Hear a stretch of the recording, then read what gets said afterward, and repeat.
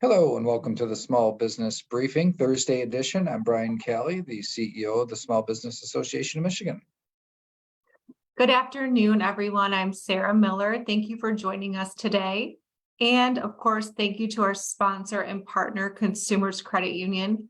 They are opening up new branches all over the state, down here, at least our part of the state. And I'd encourage you to visit consumerscu.org to find a branch near you. So Brian, the income tax reduction issue is back in the news. And on Tuesday, the Attorney General issued an opinion. What did she say? Yeah, this is the issue about whether or not the income tax rate will decline as is required by law. Now, it might kind of a weird way to put it, right? It is required by law that it decline, but it was somehow a question for a while. So we really did successfully fought off efforts in the legislature to cancel that decrease in the individual income tax rate, which is the main business tax that small businesses pay.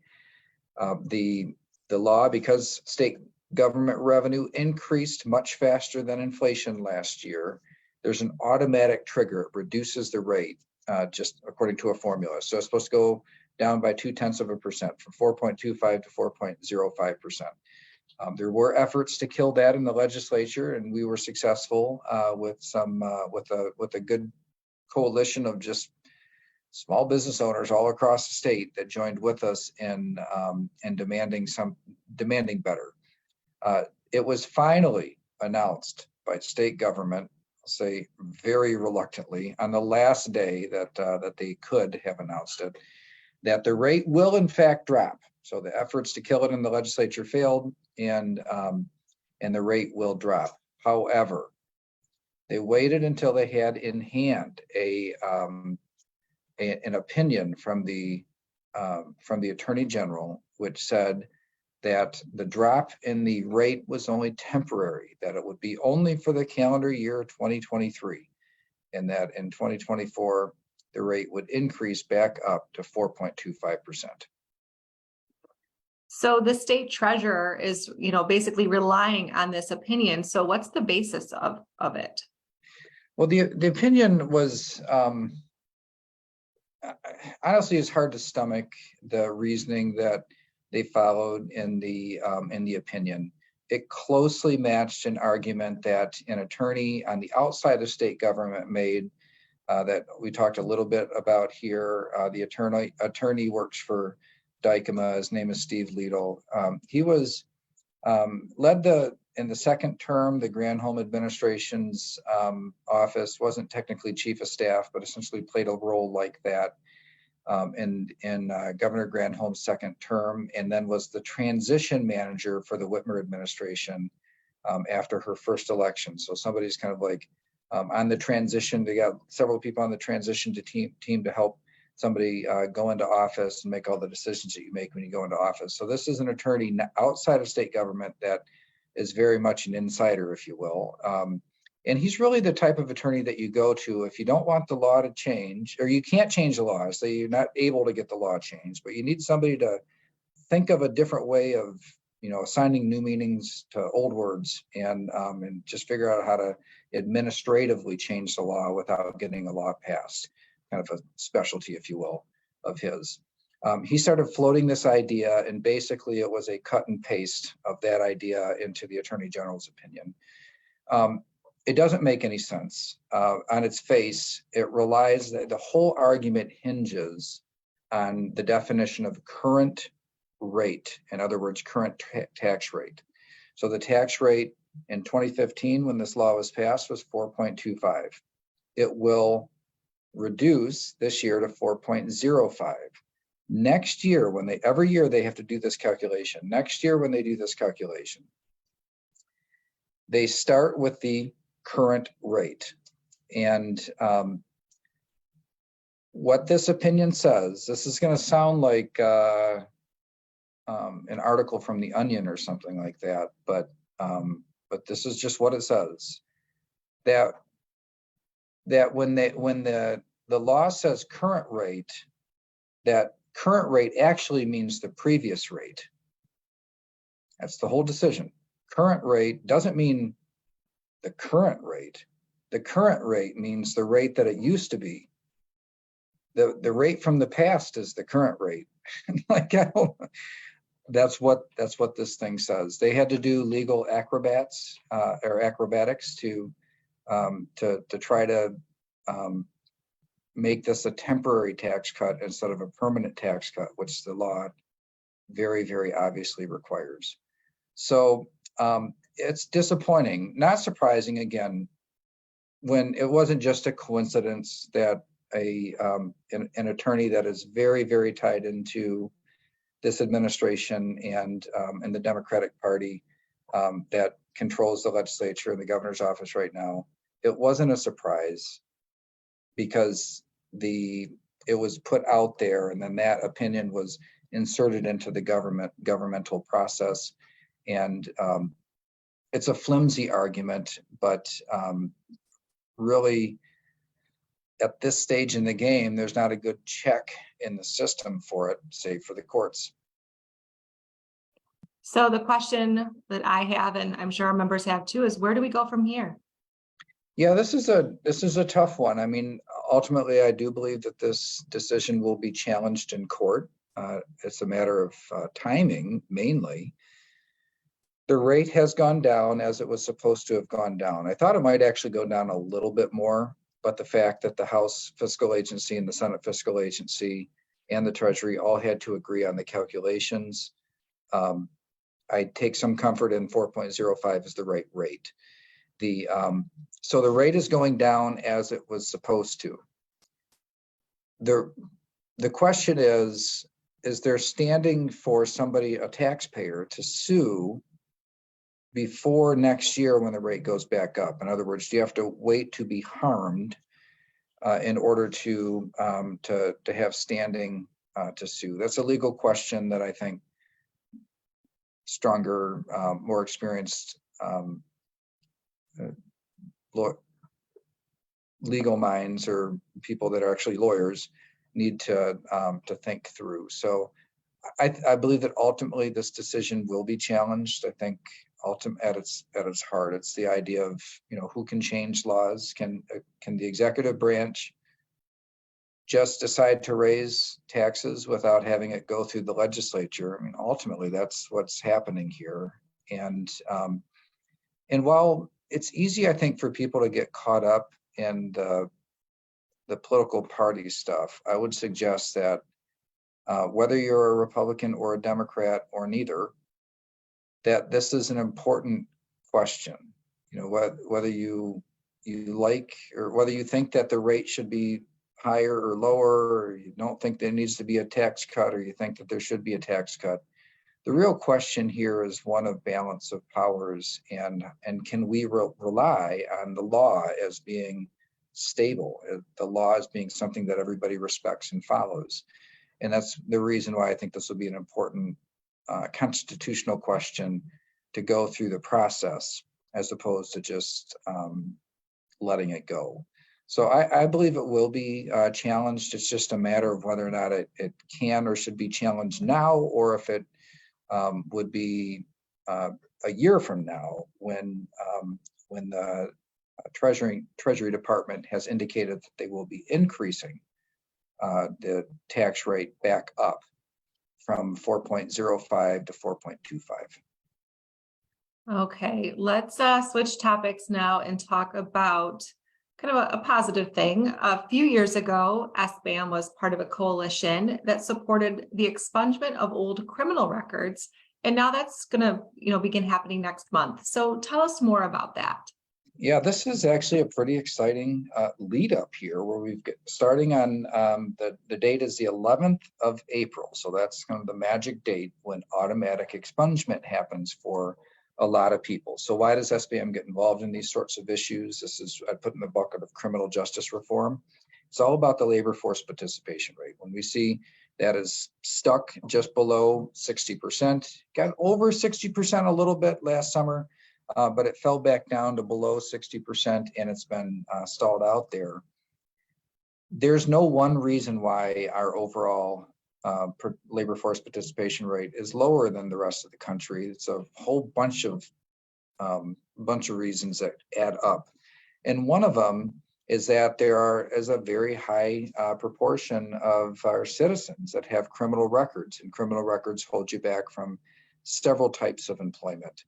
And so the business community broadly, including SBAM, worked to develop and get passed a process to expunge criminal records depending on the crime after a long period of time of no problems, no interactions, no run-ins with the law, and only for nonviolent offenses.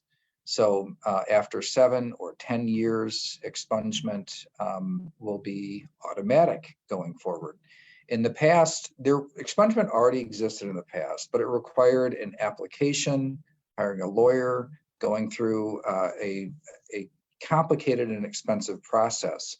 And what this does is says, look, there are individuals that they might have had a conviction 10 years ago, have had no problem since then. It was a nonviolent conviction, up to 4. It's unusual to have just one. If you get charged with one crime, STAR system, the way it works, it kind of stacks up charges on people. And so one crime might come with a handful of charges, and you can get up to 4 crimes that are removed from the record. Again, if the time period is nonviolent and the time period has passed, it's required. Just to give you an idea of how many people we're talking about here in this first round, this would be the biggest one. There are 2.8 million people with a criminal record in Michigan. Let that sink in for a minute. Our population is 10%. 2.8 million people with a criminal record. On the 4th or on the 11th of April next month, there will be 1 million offenses set aside or expunged. 1 million expunged. And 1 million people will have records expunged. Okay, so but that doesn't mean that they will all be without any criminal record at all. 400,000 of them will go from having a criminal record to having none at all. The others might have something older on their record that can't be expunged. They could have had more than 4 charges, and so they can't all be expunged. Or they could have had some older offense that was not eligible for expungement. Remember, not all crimes are treated the same in this process. There are many professions where literally the law says that if you have a criminal record, you cannot even apply. You cannot be hired for certain professions. And what this really does is it increases the pool of people that could qualify for more employment. So overall, in the past, this sort of thing used to be a little more controversial than it is today. I think there's an understanding now that that when you create opportunity for employment, which we desperately need anyway, employees out there in the workplace, you also give people a better pathway. And holding people down, especially after so many years of no problems or trouble, after they've served their sentence in its entirety, if we were to remove the burden of a past and old criminal record, that it stands to reason that people might have more success in life and participate at a higher level in our economy, which would be good for everybody. So pretty exciting time. When we work on these policies, it takes a long time. Like to set up an automatic process like this is actually quite complicated because the records aren't in one central place. They're in counties in many cases. So going through this process it took a few years. It was very detailed and complicated, but here we are on the edge of it. So we're looking forward to in April that happening. Now, if an individual has a criminal record and doesn't know for sure if it's going to be expunged, there is no public database. That would defeat the purpose, right? If you had a criminal record that was expunged, and then there was some public database where people could look up and see if you had an expunged record, it would defeat the purpose of expunging the record in the first place. So you really would have to check with the court where that conviction happened. And it's just one of those things. The law prevents it from being kind of published out there in in a way that's easy to find. So that's coming right up after quite a long ramp up to this change. It's upon us the 11th of April, 2023. All right. Let's talk about some chatter in the legislature about potential changes to the economic development system. We've talked a lot about it this year, the SOAR program specifically. So the status quo seems to be taking hits from both sides of the aisle. And what are some of the things that might be next for SOAR? What are you hearing? Well, definitely there's some fatigue in the legislature on these big economic development projects and the price tag that has been coming along with them. Now, it's not new. Economic development has been around, incentive payments have been around for a long time, but not at this size, this amount of output or payment to large corporations. And so it's raised questions. There are a lot of folks in the legislature that either voted, certainly the ones who voted no, but even ones that voted yes, that are growing pretty weary. If you add it all up, just since January 1st, there have been $2.6 billion in economic development awards that have been granted. The job requirements that go along with those 16,500 jobs. So that if you do the math, it's an average of about 157,000 per job. Now, I don't really know how relevant the average of the entire program is when you consider that just Ford alone ended up being close to $700,000 per job. So obviously that put the average way up, and most were not quite so rich when it came to the size of the incentives. But that has created within the legislature a lot of discussion on, like, isn't there a better way to do this? That's where I think there's agreement on both sides of the aisle. Now, what to go to in the future, probably not as much agreement. I think with the legislature, for example, the legislative majorities right now, as they passed prevailing wage, one of the things they were considering was, hey, if we do an economic development incentive, then maybe those companies should have to pay the union prevailing wage that is determined in the union surveys done by the Department of Labor and Economic Opportunity. That's an example of something where probably a lot of Democrats would support, probably a lot of Republicans would oppose. On the Republican side, they're really talking about moving away from targeted incentives that go just to one company and then spreading it out, just trying to give more of a benefit to everybody across the board. The economic developers, the detractors of that say, yeah, but there's not a big enough difference for any one company to make to incentivize any additional investment. There's a lot of philosophies, a lot of disagreement on what to go to. But what I think that it spells the end of is the SOAR program, the Strategic Outreach and Reserve Fund. That has lost enough support on both sides of the aisle that I don't think it will continue in its current form. And I think it'll be difficult for the legislature to come to a consensus on what to do instead, which means that probably there'll be far less economic development incentive projects in the future. It is kind of interesting as you look at those that are out there, though, that the Ford project itself will continue. It's been, the appropriations have already been made. There's one up in the Big Rapids area, Goshen, which is kind of surrounded in controversy because it's a battery plant that is owned by a company or a company that is out of China, and of course in China, state-owned business is just the way that they operate. So a lot of controversy there, enough to where I do wonder whether or not that project will make it through to the end. It's if you live in that area, you know what I'm talking about. So that's So maybe some of the funds expended won't, or that have been awarded, maybe they won't end up being expended how they were proposed. But remember that House Bill 4001, which passed in January, the big tax overhaul bill, that created an earmark for the strategic outreach and reserve fund.